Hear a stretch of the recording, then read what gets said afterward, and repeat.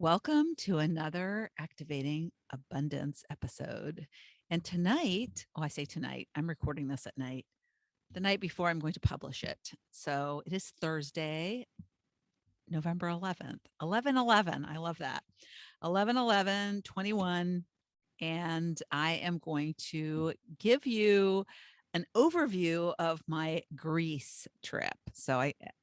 If you've been following me, you know I got back from a bucket list trip to Greece. And I've been home about 8 days now. I'm finally recovered from my jet lag. So it's about a 7 hour difference while I was there at the time change. So it ended up being a 6 hour difference. But yeah, I think I'm finally adjusted. So I got home a week ago. No, I guess I got home Thursday. So it's been a week, exactly 7 days. It was a 2-day trip home. So it was quite a bear, but it was so worth it. So worth it. I would not change it for anything. And fortunately, and this is one of the items that I'm going to talk about, is that I had an amazing experience on and the travel part of it. Because a lot of times the travel is like the nightmare, because you never know with travel these days. And I have had my share of connection problems and etc. But everything worked very smoothly and swimmingly. So I'm very happy about that. So I also want to, if you are watching me on YouTube, because I do my podcasts on, video as well, and I put it on YouTube, you might wonder what is wrong with my face. So I'm not hiding anything. I didn't put on any makeup. But it looks like I have zits all over my face. But what I have is, it was frozen. These things are frozen off of me because at 62 years old, my skin that I fried when I was a kid is suffering now.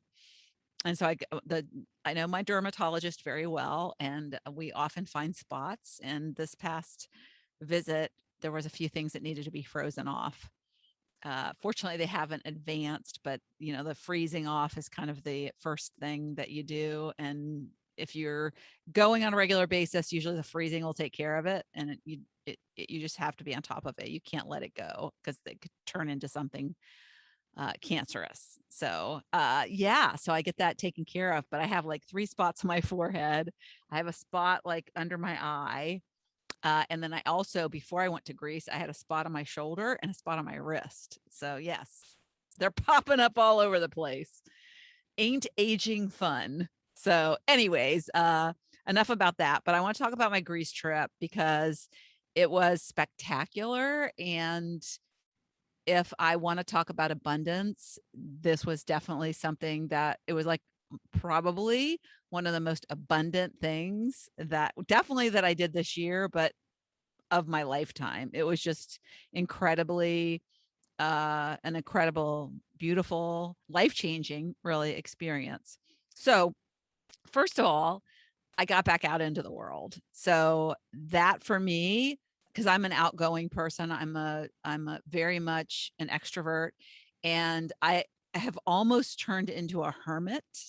I don't know if you can relate, but I do connect with people on Zoom, and I do have that feeling of still being with people, but virtual is not the same as being in person with people. And what I realized in this trip is that I've really sequestered myself. I've really kind of gone hermit-ish, and it started to create fear. It started to create like where I almost didn't want to go out. And I got so much out of traveling, especially as I've gotten older. And the year before the pandemic hit, 2018, I went on like 8 trips. I've talked about that. I started I had a business coach, and went on several retreats, and not a yoga retreat. They were kind of business retreats, but just connecting with like-minded people in the world. It was super amazing that year. And then it all shut down. So I had a lot of trips that were booked that I had to cancel. And one of the reasons that it made this Greece trip easy to book was that I had a bunch of credits to use from my book trips the previous year that had to get canceled. So I was like, oh, it's free. It's almost free because I had all these flight credits. So getting back out into the world and connecting with other people made me feel so alive, and it made me feel so abundant. So I loved that, and it energized me a lot. So I was fearful leading up to the trip because of the whole COVID thing, and still out there, and you have to get tested, and there's a lot of kind of hoops you have to jump through. In fact, my husband, who I wanted him to come, he's not a yoga guide. So, but the idea was, because his birthday was the day I was traveling home. I missed his birthday, but he was okay with that. He's a guy, and guys don't make as big a deal out of it, I think. If it were me, I'd be like, you missed my birthday. But he was okay with it. We celebrated it when I got home. But I said, how about you come to Athens? We'll meet up. I was in a remote island, and I didn't think he wanted to take the 9-hour ferry ride to the island. But I said, I'll do my yoga trip, and then we'll meet up in Athens, and then we can celebrate your birthday in Greece. But he did not want to have to go through all of the hurdles of having to get tested, security. He just felt he gets usually patted down a lot anyways, because he's got an artificial knee and an artificial hip. And so sometimes traveling for him isn't as easy as it is for some people. And so that gets him frustrated with travel. And so I was like, well, I'm still going to go on my trip, and you could stay home. And, but it was a learning experience. I'd never had a COVID test done.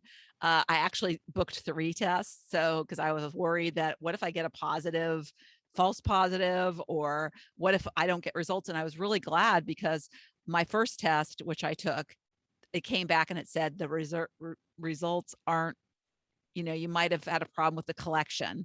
Well, the way tests work is you drive up to the drive-through and they instruct you and they watch you. So I did everything the way he told me to do it. So I was so glad that I had my other tests booked. And so my second test came back and it was fine. And then in the meantime, my first test came back and said, oh, by the way, we did get a negative result.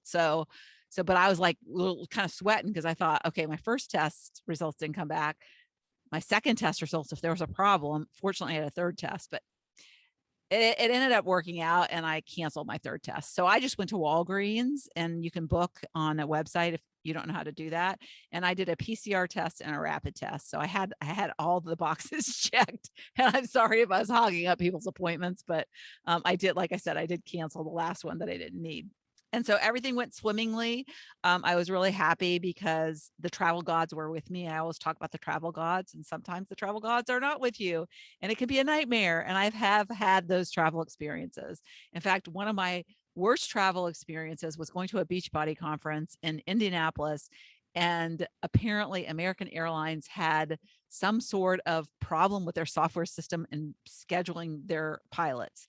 And so the trip that I was supposed to go on, the pilots didn't show up. They got delayed, one thing after another. I finally was able to get to Indianapolis, or not Indianapolis, someplace close to Indianapolis. And then I drove like an hour and a half to Indianapolis, or I think I got a cab. But yeah, so I ended up flying to the closest airport because I couldn't get to Indianapolis. And to top it off, I ended up with a fever. And so when I got to the airport, I was feverish, and I bought a thermometer, and I remember it was only in Celsius, or I had it in my backpack. Maybe I had bought it when I was on a Europe trip, but anyways, I had a thermometer that was only Celsius. And so I had to Google, like, okay, what does this mean? And I had a slight temperature. So I was not feeling well. And, American ended up paying for my cab ride. So, but it was not a fun trip. And so I was just so thankful that none of my flights got delayed. None of my flights, and also my flights were not super crowded. You know how sometimes you're packed in there like sardines, and especially with, COVID swirling around, and, people are like breathing on you, even though they have a mask. It's like they're next to you and you're like, you're just like, I wish I had a little bit more space. Well, the trip out to Greece, going to Greece, there were 2 people in my entire section of my jumbo jet.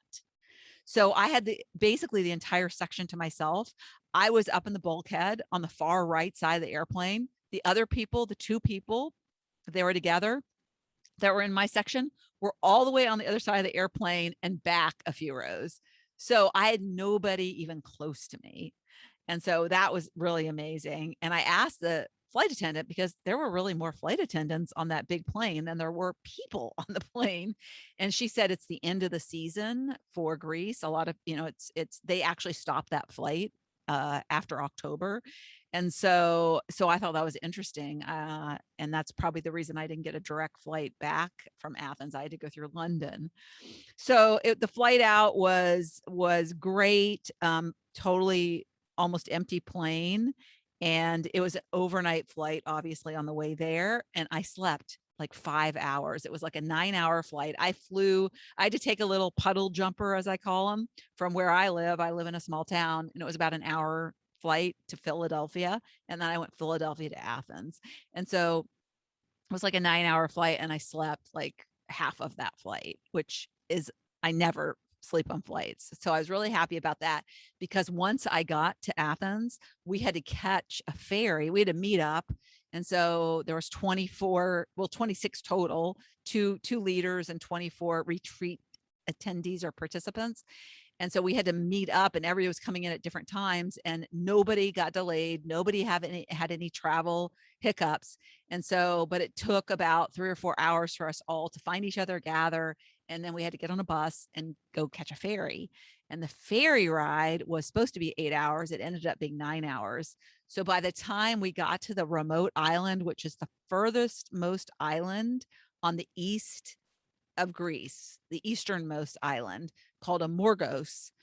And so it was a last ferry stop, and you could book a room, so kind of like you can on a train. And so I definitely did that, because I was like, it's going to be like 1 o'clock, 2 o'clock in the morning by the time we get to the island. So I was really glad I had my own room to go to. Plus I had my own bathroom. And since we were delayed, we didn't even get to the hotel till about 3 o'clock in the morning. So of course, my biological clock, it was like 7 hours earlier, but mind you, I had been traveling the whole night before on the airplane. So definitely, was dragging butt, but it was so worth it. And so we got to the resort on the island, which was fortunately very close to the where we came in on the ferry. So we didn't have to take another long bus ride. So we got in, and there was the cutest concierge. Oh my God. He had the prettiest eyes, the tightest pants, but he was darling. And so he took us, they handled it very well. It's a 5-star resort that, I don't even know how to pronounce it. Aegelius Hotel and Spa. But, they are basically set up to take in large groups, and it's known for yoga retreats. And so we came in, and they had the check-in very smooth. We didn't have to stand in line. They took us into this, it was kind of like a veranda overlooking the beautiful bay, Amorgos Bay, I think is what it was called. And so we just kind of hung there, and they gave us some liqueur and treated us while we waited for our turn to come to get our key. But they just brought it to us. They called our name and brought it to us. And then they took us to our room, and my room, I did not see the view until the next morning. Holy crap. It was the most beautiful hotel room view I've ever had in my life. So gorgeous. And if you didn't see it on social media, you should go look at my social media. It's on, I believe, both my Facebook page and on my Instagram. So just go back and look a few posts back, and it's a little video I did where you want to see my room. It was really great. So yeah, so I'm going down my list to make sure I don't leave anything out. My trip home, to wrap up on my travel gods being with me, my trip home was 3 flights.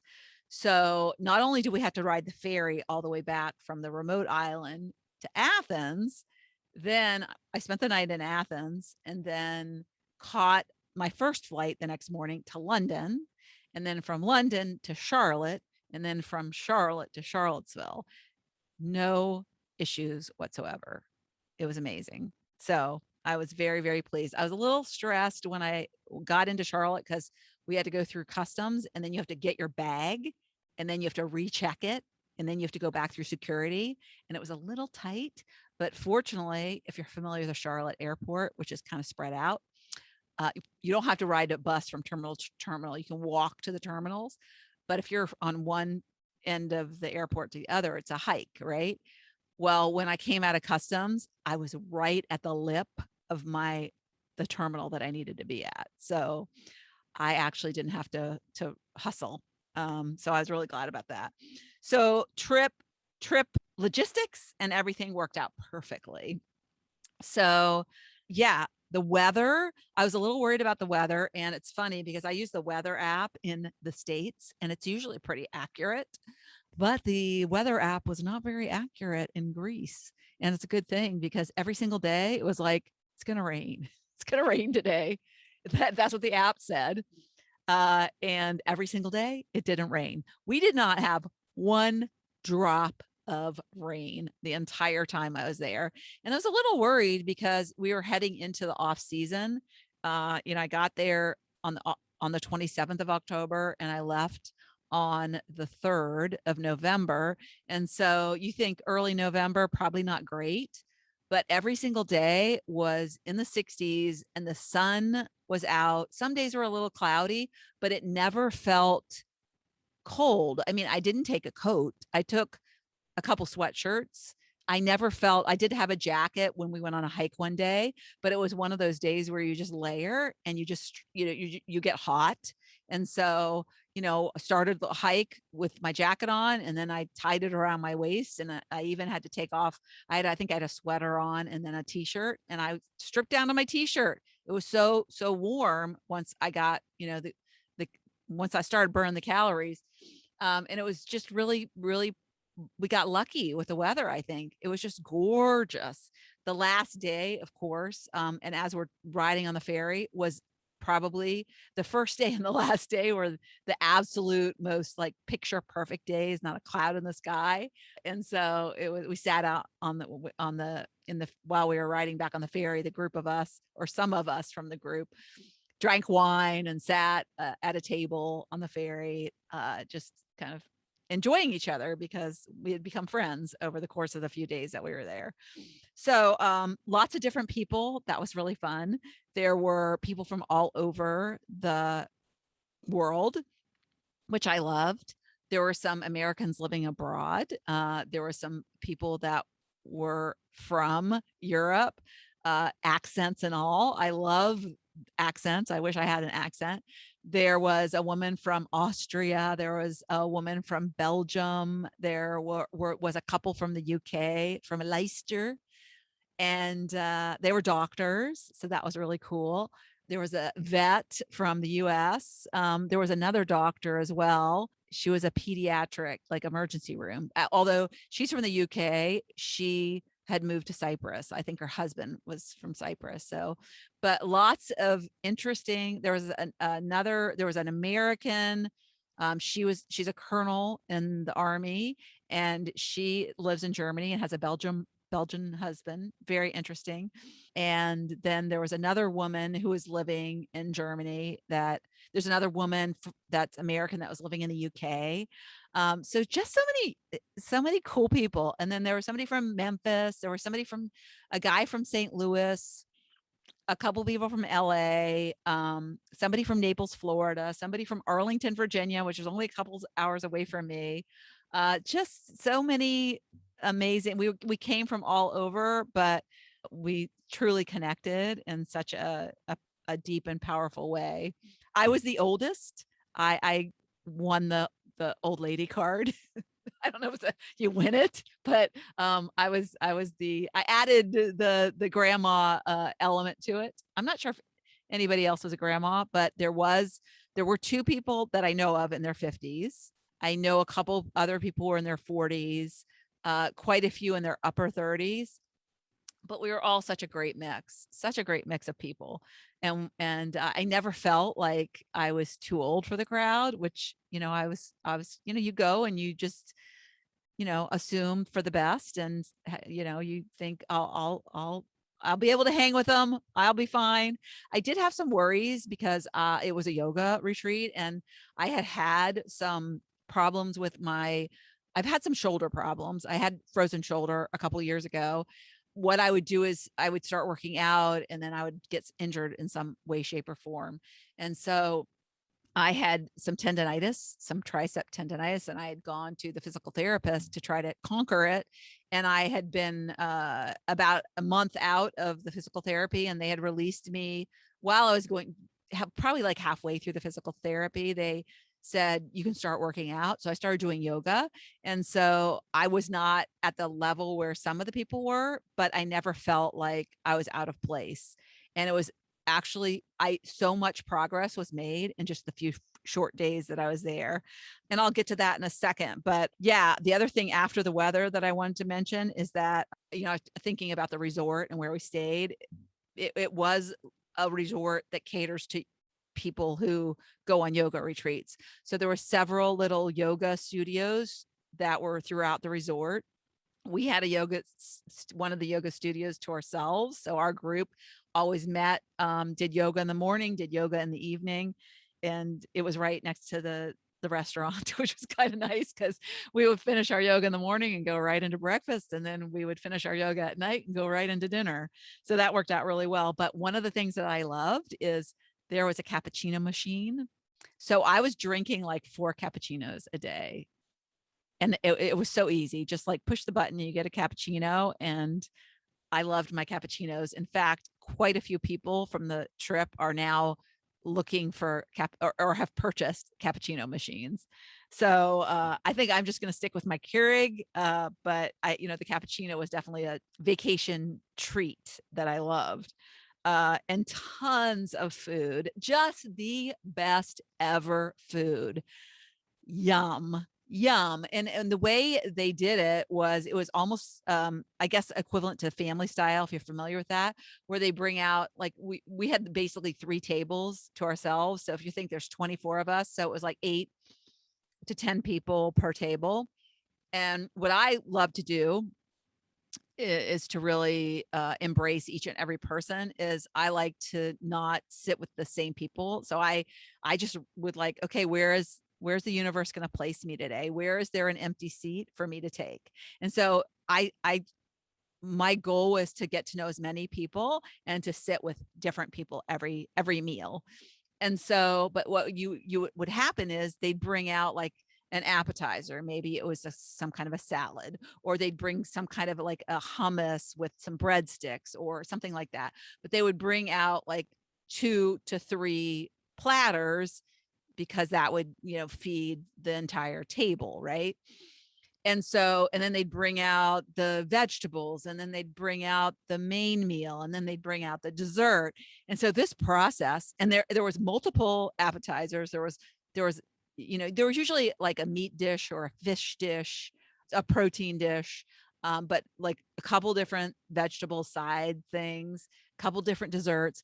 And so, as you can imagine, this was quite an experience. It was like a continual bringing out the food. And our meals would take, and this included lunch. So breakfast was more of a buffet kind of style, but lunch and dinner were more like you sit down and waiters and waitresses bring out kind of family style. So it was a lot of food, and it was delicious food. It was like, I felt like I was eating at a 5-star restaurant every night. And one of the great things is that I was a little worried about olives, because I'll eat almost anything, but there's 2 things that I do not like, and I do not ever want to eat. I avoid, and that's olives and beets. Now I will say that if beets are prepared in a way like they're kind of mixed into a salad, I've had beets that I like. But when I was a kid, my mom made my sister and I eat canned beets, and I think it gave me some kind of a mental block about beets. And so, but olives, I don't know. I've tried to like olives, but just don't like olives. So, and I love olive oil, but I don't like olives. And I've tried different kinds of olives. And so I was worried about that olives would be in all the salads, especially. And do you know that I only had to pick out olives out of one salad, and that was a salad on the ferry, which was horrible.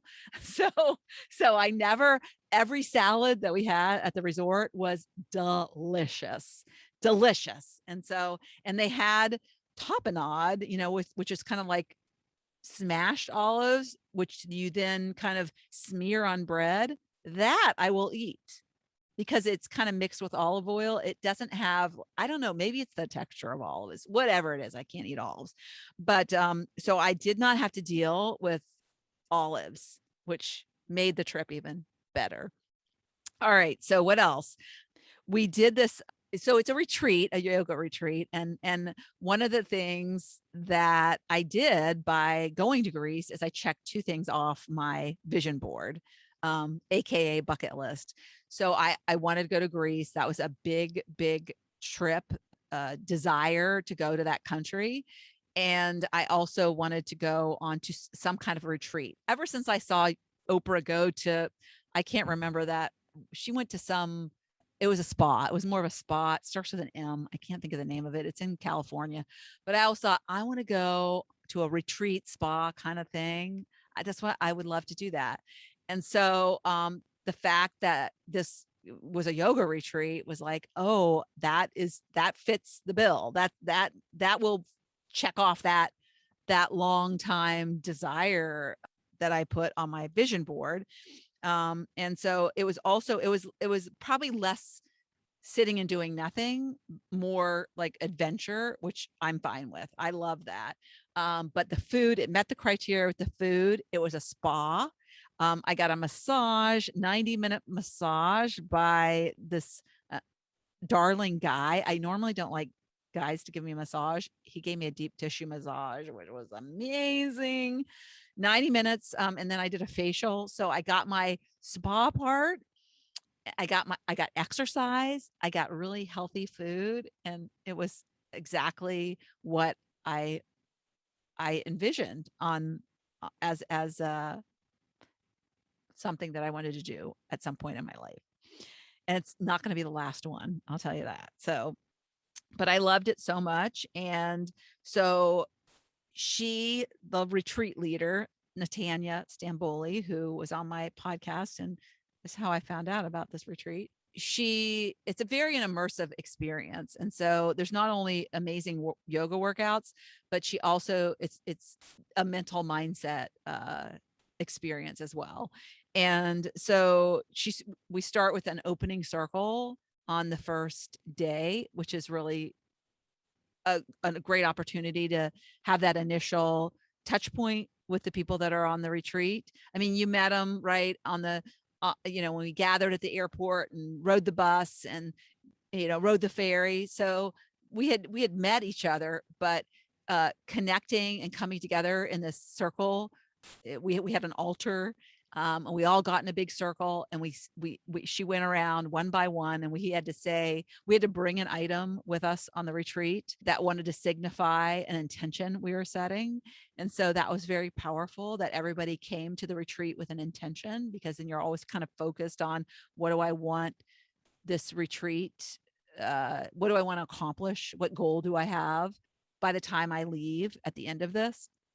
And so that was really powerful. I love that. And she also had a cute little trick on how to remember people's names. And I loved it because we learned everybody's names. And so from that day forward, it wasn't like, trying to remember somebody's name, because she gave us a little trick. It was basically a food. So it was like, I was Lollipop Lori. So people would remember my name because it was Lollipop, right? But it was a really clever way to get to know people's names. And it was really fun because a lot of people came up with really funny food names. So and then every night we had a closing circle. And so we would talk about, and we'd go around, and it was volunteer. You didn't have to come to the closing circle, and you didn't have to volunteer to talk at the closing circle. But actually, everybody who came to the closing circle always did say something. And so she would prompt us with a question, and there was something to talk about, but the leader kind of prompted us. And so that was a really good coming together at the end of the day, to kind of talk and check in, talk about our day and check in with where we were. So I loved that, as well.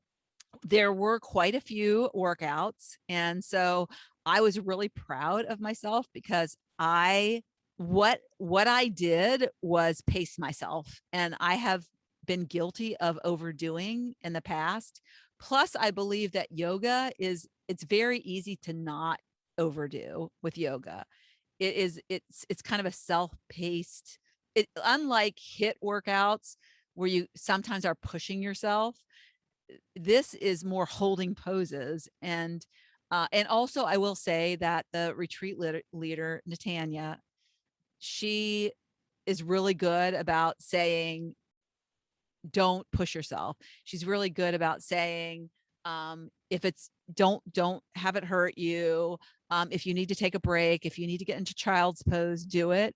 And she does that kind of throughout the workout. So you're always encouraged to take a break and listen to your body. And so there is a lot of keeping us present with how we're feeling during the workouts. Whereas in HIIT workouts, you never do that. It's always push, push, push, harder, harder, harder. And that is a recipe for injury. And I have had that happen to me.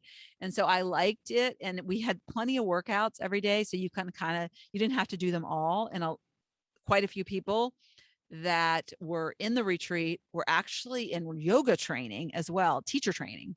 And so they've been doing yoga for a while, and they were pretty in good shape. And there were some of us that weren't. And so I never felt like I was the worst person in the room.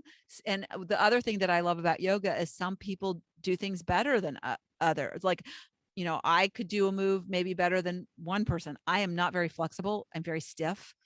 So anything to do with flexibility, I did not do well. So I kind of envy the people that can make themselves like pretzels. But everybody's different, and you don't worry about that in these workouts. So we would always have a morning yoga, and then we would have an evening yoga, which she called a chill yoga. So it wasn't like anything intense. And then I think like 3 of the different days there was a HIIT workout. I only did one of the HIIT workouts, and I tried not to do. I would do a workout and a chill yoga on the same day, but I never did a hard yoga class and a HIIT workout on the same day. And then the other thing that I experienced for the first time is yoga nidra. And I had Lane Kennedy. She's a yoga nidra. She teaches that, but I had her as a podcast guest several episodes ago. But one of the things that I learned from her, I learned about yoga nidra. I never even knew about yoga nidra, and it saved her life. Basically, she was on the verge of suicide, and she found a yoga nidra meditate. It's kind of it's a yoga meditate. It's more like a meditating form. It's under the yoga umbrella, but it's really just kind of sitting on a yoga mat and lying on a yoga mat and just being guided through a meditation. And it's really powerful, super powerful. And I loved it. And I'd never experienced it before. And I loved those yoga sessions, the yoga nidra sessions. So relaxing. And oftentimes people would fall asleep, or you'd kind of like it leave your body. I mean, it's kind of like that kind of meditation. It's so cool. So yeah, and what I noticed over the course of the few days is the things that were hard for me on day 1 became so much easier by the time I left. And so I promised myself when I get home that I would continue to practice.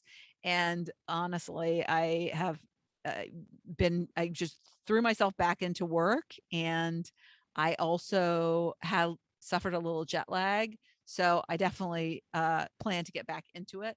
But one of the things I also realized was I had never, ever been to an in-person yoga class, which is crazy to me to think about it. And I didn't even think about it until like the 3rd day I was there, and I was like, I have never been to an in-person. That's crazy. Every single yoga session I've done has been online, has been a Beachbody on demand yoga workout. I've never done something different. Now there is a variety of yoga workouts in on Beachbody on demand. So I haven't like, it's not I do the same yoga workout all the time, but I'm a 30-minute workout type of person. I'm like, I don't want to work out more than 30 minutes. And these workouts were like an hour and 15 minutes. Now they're not all intense, the whole an hour and 15 minutes. There's like a 15-minute kind of like getting into it, like a 15-minute like body warm up. I mean, you're just kind of like, the intense part of the yoga isn't more than 30 minutes, really, like where you're having to hold the pose, warrior pose, and some of the other things. And I will say that I have had knee surgery. So there's a couple things that do bother my knee, but I would just grab like a blanket and put it under my knee. I do have some bone on bone. And so some of the kneeling stuff is really hard for me. I also at home have pads for my knees. But I was able to still do so much of the stuff. It didn't hinder me really. And like I said, she was very good about reinforcing that, if you can't do it, having optional moves for things and have it using blocks.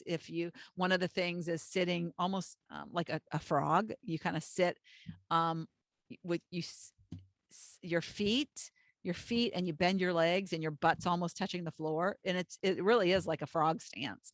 And I really can't do that very well, but you can sit on blocks and kind of do it as best you can. So, but those kind of things, are just a little minor adjustments, and they work.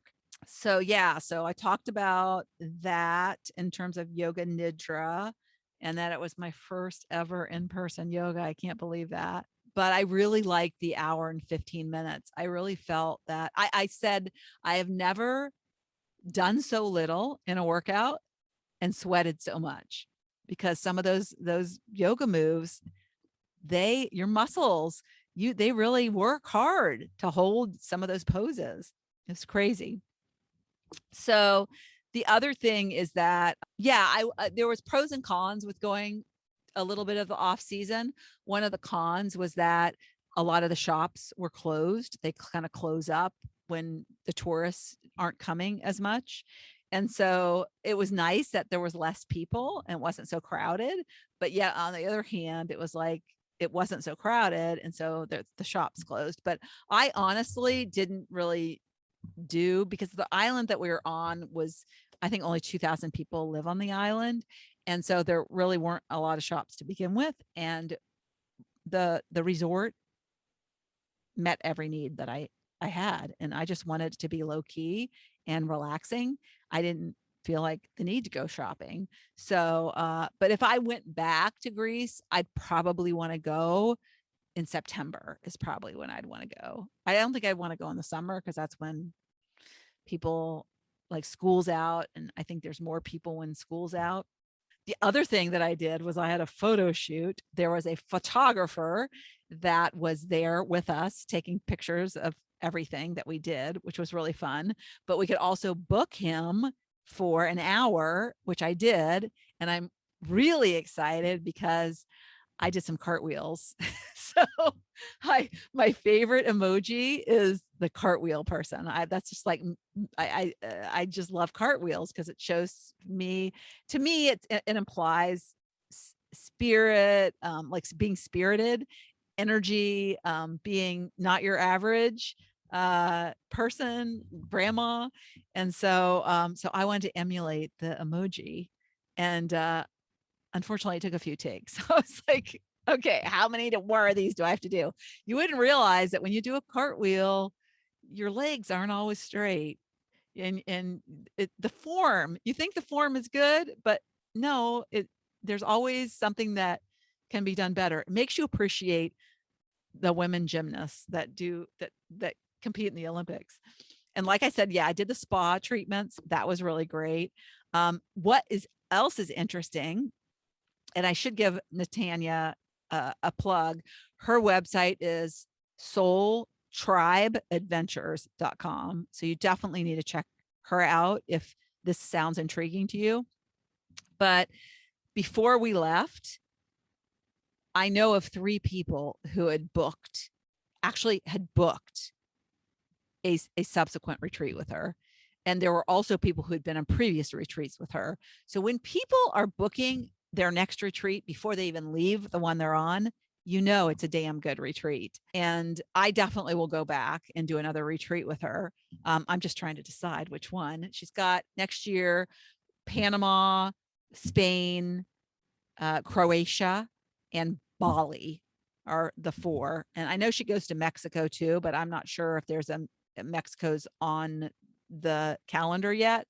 Those ones I mentioned are on the calendar. So I'm thinking Spain, because Spain's one of my favorite places. It's Valencia, Spain. And she only goes to these most amazing resorts. So if you want to meet me in Spain, I might be there. I think it's in May, the Spain one. So anyways, all right. So what else? Just wrapping up, the last night in Athens was really, really great. I was originally going to leave and go to London and spend the night in London. And there was a problem with how long I was going to be in London for my layover. You can't be in London more than 12 hours due to COVID, or you have to get quarantined. Not because you have it, but just if you have to get retested. And I was going to get my test before I left Athens. And so it created complications. Unfortunately, American Airlines agent caught it. And so we rebooked. So I stayed the night in Athens and left out of Athens. And so that gave me an opportunity to hang more with my new friends. A few of us, I think there was 5 of us, went to dinner, and we had a dinner on the beach in Athens. And we picked out our fish. There was dead fish in a bed of ice, and we actually picked out our sea bass. It was so good. That was really a really great way to end the trip. And of course, if you saw my social media, you saw me jumping on my bed, which my roommate, because I was like, had the room to myself. And then I was like, if anybody wants to share a room before we head out the next day. So, somebody said, oh yeah, I'd love to. So she was like, she knows, kind of like, she got to know my personality, and she goes, you need to jump on the bed and do this and do that. And so we had fun with that. It was a really nice, comfortable bed. So, so I jumped on it and I didn't break it. So that was good. So I got some fun videos for that. What else? Gave me the bug to do my own retreat. So I've been wanting to do I've been wanting to do a live event for my students. In fact, I've promised them a live event. And so at some point in 2022, I will be doing a live event. So you have the choice, right, of doing a live event in a hotel room. Boring. Don't you think boring a little bit? Or you can do it with like a retreat kind of spin. So I might do the event on the front end of a little bit of a retreat. So it will not be in some European country. For my first retreat, I will start in the US, but I'm very excited because Natanya has a lot of experience, and she is now my she's like somebody that I can ask and get feedback and guidance from. So I'm looking at there's an idea that I'm pursuing. So if you have any interest, be watching my social media, because in 2022, because I am definitely gonna get something underway going, and I'm really excited about it. So it was really good experience for me to kind of see how somebody runs a retreat, see the things that I really liked about it, which was almost everything, and then kind of incorporate that with my own spin on stuff. So I'm really excited. I like the adventure aspect though. So that's going to be really cool to see what comes up from this. And the other thing is, it's always really great to come home. There's nothing like coming home to the people you love, coming home to a really happy doggy that freaked out and ran circles around me for 5 minutes, and getting into my bed and just getting back into the routine. The trip was amazing. just once in a lifetime kind of trip, but it makes you appreciate what you have at home. And so that is in itself abundant, right? Because uh, abundance is all about recognizing what is good in your life, and having the treat of the trip is definitely abundant, but coming back to a home you love and people you love, that that that brings a lot of gratitude to my mindset. Yeah. And the other thing is that I feel I sequestered myself even more, because I was going to be going away, and I did not want to get sick before I left to go on a trip. And I was really careful too. I was really worried. I take like extra vitamin C, and I take vitamin K or D. Actually, it's D with K. But I really, when I travel too, I can, because I get lack of sleep, oftentimes the night before I leave, because I stay up packing. And then of course, traveling and not getting enough sleep on the flight and on the ferry. So I really wanted to take care of myself and not get sick even before the trip. And so I really sequestered myself. I didn't, like, there was 2 football games I didn't go to. I just didn't want to be around people that could potentially give me germs. I know I sound crazy, don't I? But I did not want to risk this trip that I didn't invested money in and invested allocated time for. And so it worked out. And so I'm just really excited to be like out of my own self-imposed quarantine now. So I feel like a lot freer and to do things. And we have a football game this weekend, so I'm excited about that. And I just feel like I started with, and I'll wrap up with this, is that I just feel so lit up and energized and excited. It just gave me an injection of that which I've been, I think, longing for and missing in my life. And that's connection with people and new experiences. And that fills me up so much. So I would say my advice to you, if I'm going to give any advice here, or if you even want any, is just to do that thing that you've been putting off, but do that thing that you think about, but for whatever reason you think it's not possible, or I can't do this, or the time isn't right. And it's, a lot of that might just be fear, which I realized that I was falling into that trap myself. And I don't think that I'm somebody who lets fear run my life. In fact, think I'm pretty brave about facing things, that obstacles, and overcoming them. But yeah, I'd never experienced a pandemic before. So that was kind of new to me. And so kind of getting out there and not letting fear kind of control me was freeing. And I feel really, really happy that I had that experience, and I'm definitely going to do it again. So until next time, I will keep you posted on what next adventure I go on, but I'm definitely going to do another retreat with Natanya, and I'm definitely going to have one myself. So I'm excited about those 2 things coming in 2022. All right. Thanks for listening. Bye. Thank you so much for tuning into the Not Your Average Lives podcast. If you haven't yet, make sure to subscribe on iTunes if you have an Apple device. You can find free resources and learn what else I have going on at the moment that might interest you on my website at notyouraveragegrandma.com. You can also find me on Instagram or Facebook at notyouraveragegrandma. If you liked this episode, it would make my heart so happy if you could leave me a 5-star rating.